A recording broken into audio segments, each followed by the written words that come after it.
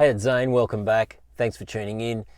In today's video, I want to talk about the number one rule in Bitcoin you should never, ever break. And this is really important, particularly if you're looking to Bitcoin as a vehicle, as a tool to accelerate your wealth, to secure your retirement, to create multi-generational wealth for yourself and your family, to become self-sovereign. If these things are important to you, then I really want you to take on this rule and never ever forget it. And I meet with people every single week who unfortunately have broken this rule and they've lived to regret it. Now, all is not lost, because one of the things in life is that anything that doesn't kind of kill us makes us stronger, and so people are learning hard lessons in Bitcoin. But I really want to make sure that if you're yet to learn a hard lesson in Bitcoin, or if you're new to this space, that you really understand why this is important so that you don't make any costly mistakes. The number one rule in Bitcoin, and I want to get this right off my chest up front, and then I want to unpack this for you. The number one rule in Bitcoin is to don't cheat Bitcoin. Don't cheat Bitcoin. You cannot outsmart Bitcoin. Bitcoin is the first monetary protocol we have ever seen that cannot be influenced or corrupted.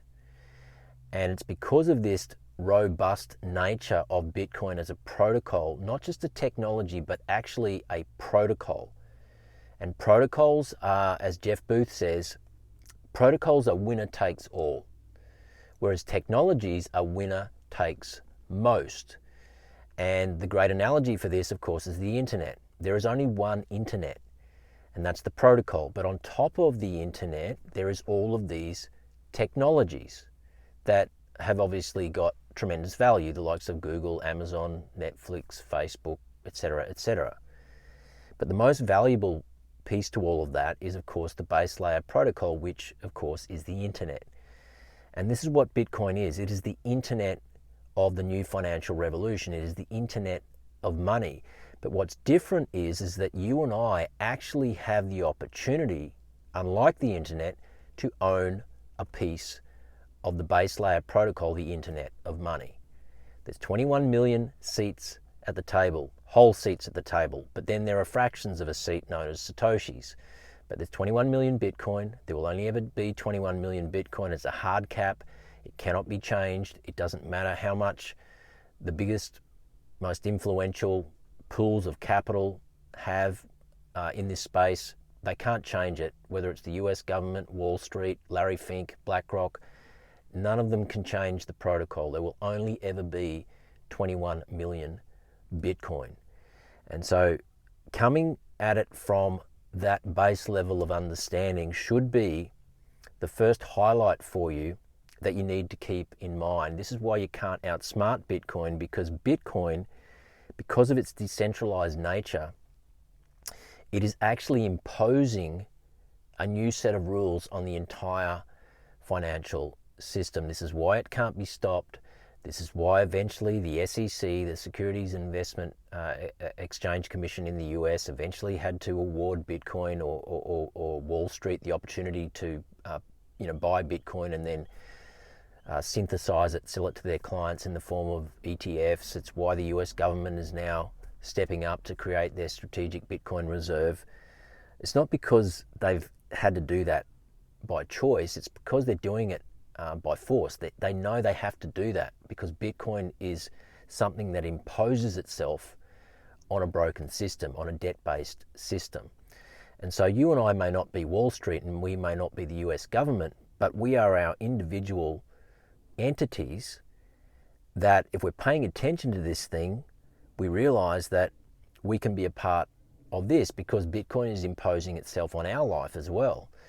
And so anything that has the ability to impose itself on a financial system that is inherently inflationary and continues to cause all of these fractures in society, such as a cost of living crisis and a growing wealth gap and house prices going through the roof, we now have the opportunity now to opt out of that system. But you have to do it from a base understanding that Bitcoin is based on trust. It's based on integrity. It's based on rules that cannot be broken. So I really wanted to sort of get that out as the base for today's conversation, because a lot of people think they can come into Bitcoin and outsmart Bitcoin by either playing the market, and that is thinking that they can sell their Bitcoin at the top, put more fiat dollars, more Australian dollars or US dollars in their pocket to supposedly make their life better, which makes no sense to me, because when you understand Bitcoin, you realize that having more worthless pieces of paper, which is what fiat currency ultimately is going to be, that's not the game. I mean, what's the point in doing that? You've just basically sacrificed the world's best performing asset of all time and a fixed and finite asset for the world's worst performing asset of all time. But people make this mistake because they think they can outsmart Bitcoin. And so you may be doing it to put more dollars in your pocket, but then there are other people who think that they can sell Bitcoin at the peak of the market, and then when Bitcoin's price corrects, they can buy back in and actually own more Bitcoin. So they're greedy. They want more seats at the table. And, you know, a rational person might say, well, that makes a lot of sense. Why wouldn't I do that if I can do that? But unfortunately, even the smartest people on earth, the smartest traders on earth, haven't been successful in being able to do that. And so what makes you think that you can do that? And like I said, I meet people every single week. Some have made this mistake and they've lived to regret it. At least they had the learning now, and they're here to fight another day, and they're looking to get back into Bitcoin and this time do it right. But I don't want you to make that mistake. Okay, so just understand that you cannot cheat Bitcoin. You cannot outsmart Bitcoin. If you think you can, you're far better off going and sitting at a blackjack table at the casino and trying to generate more fiat dollars, because I think the chances of you generating more fiat dollars to buy more Bitcoin that way is probably going to be better than trying to outsmart Bitcoin. So I hope you really get that. Let me know what you think about that in the comments below. But here's the reasons why Bitcoin can't be cheated. And I want to share with you the main hallmarks of Bitcoin that you must keep front of mind if you're going to start allocating to this asset in a meaningful way. And remember that Bitcoin really doesn't care what you or I think. It is continuing to impose itself on the broken system. Regardless of you and I, it is doing that. The thing is that we have an opportunity to either be a part of that system that is going to make our life better, that is going to accelerate our way to better life and retirement and prosperity and all of the things that we want. We can opt out of the broken system into this life raft system, or we can choose not to do that, and we can choose to stay in the broken fiat system. But the reason why Bitcoin is a life raft, the reason why it cannot be broken, is because it's got some main features that we've never seen in the monetary system before. Number one, it's decentralized. Decentralized means nobody controls it.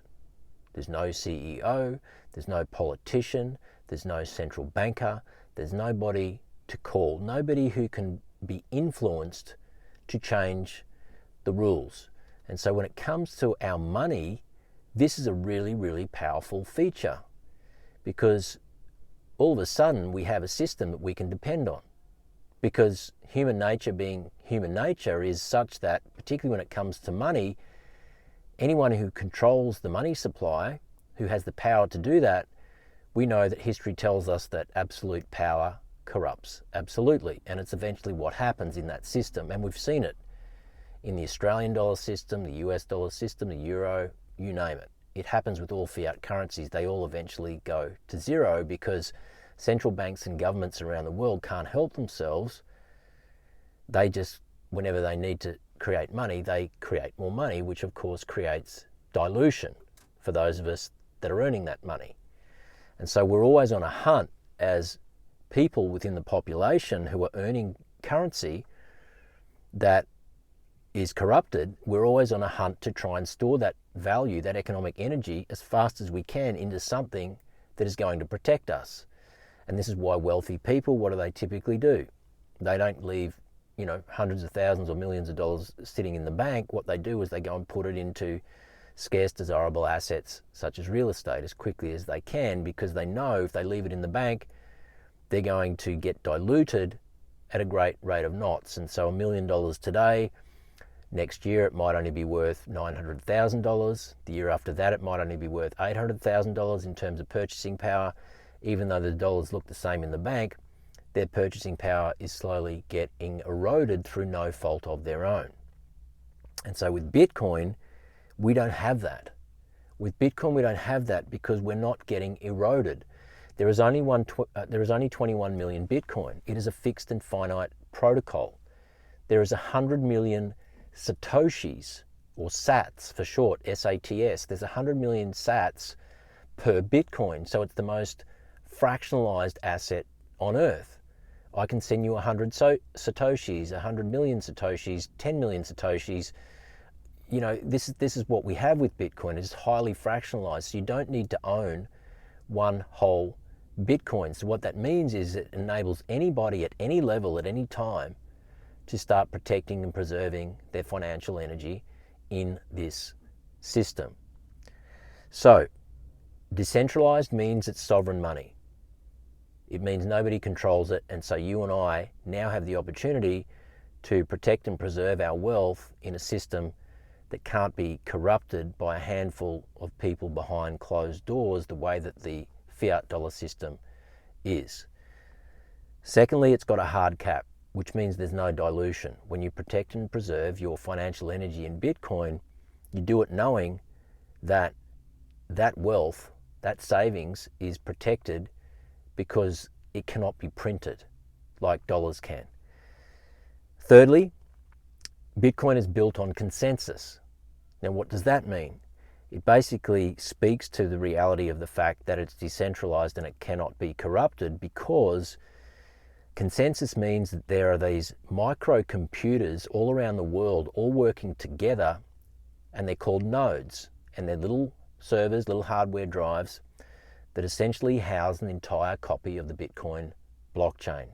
Every transaction from January 2009, which was when the Genesis block, the first block of Bitcoin, was mined, every 10 minutes you have a record of every transaction that has ever been stored on your own little hard drive.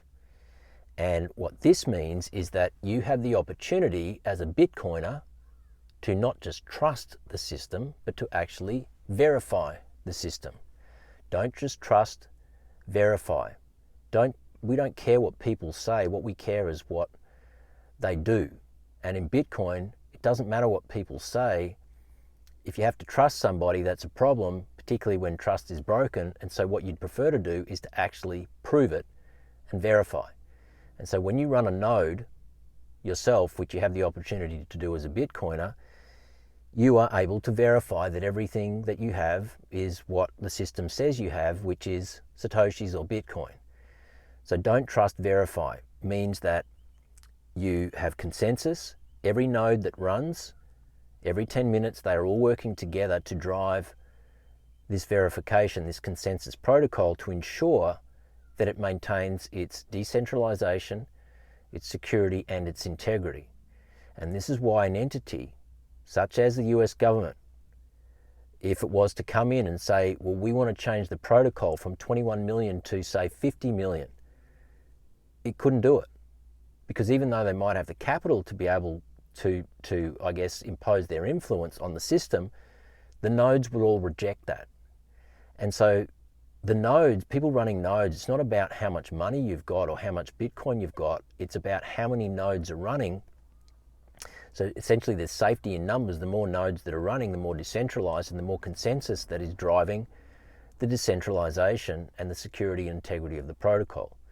And so anybody who comes into Bitcoin to try and change that system, to alter the system to suit themselves, unfortunately, they're going to lose. And we've seen this before historically. Anybody who's tried to attack Bitcoin, to try and create a hard fork, to try and create what they would deem a better system, they've all failed.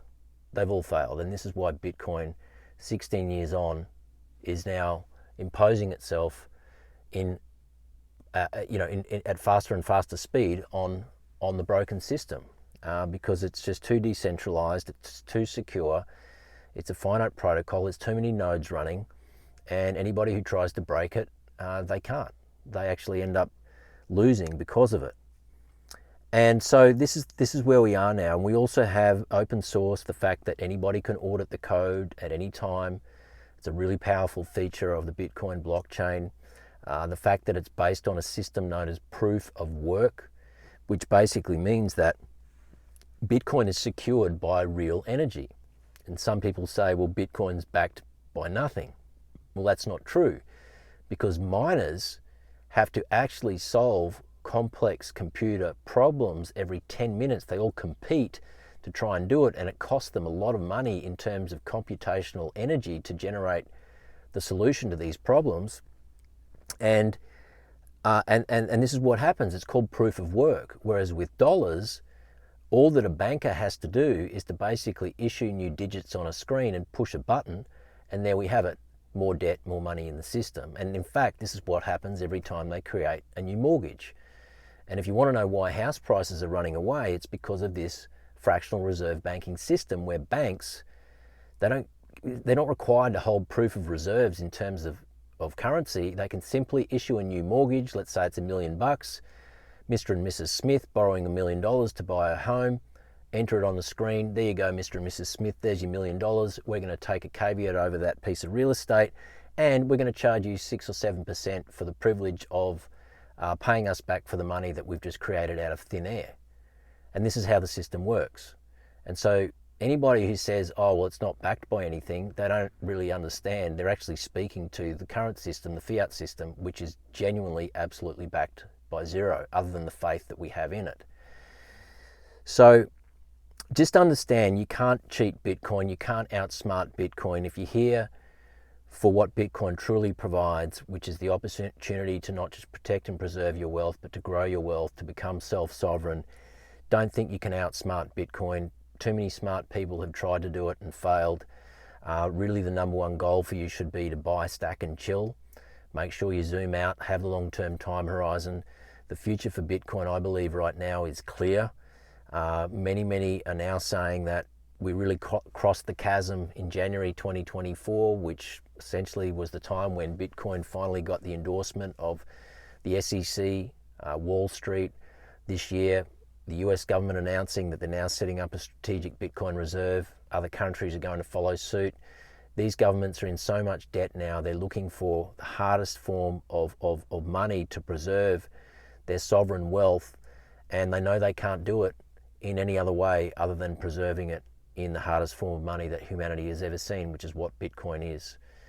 And so it's really important to understand this. You can't outsmart Bitcoin. Just buy, stack and chill. The sooner you start, the better off your life's going to be. And just really understand that the real revolution in Bitcoin is self-sovereignty, which you can only get through self-custody. So I'm going to leave it there today. I hope you got some insight, some value. Let me know in the comments your thoughts on any of this, questions or comments. I'll do my best to answer them. Other than that, if you need to book a call with me, I do one-on-one calls every single week on Zoom. You'll see a link in the show notes. I'd love to meet you, guide you on your journey, whether you're just starting or looking to level things up. And if you're looking to set up a Bitcoin-friendly retirement account by rolling over an underperforming industry super fund into an SMSF that is fully compliant to acquire Bitcoin, then please reach out and I'll point you in the right direction with a professional who does that absolutely perfectly for you. Thank you so much. Hope you got value. This is Zane signing out. I'll see you in the next one. Bye for now.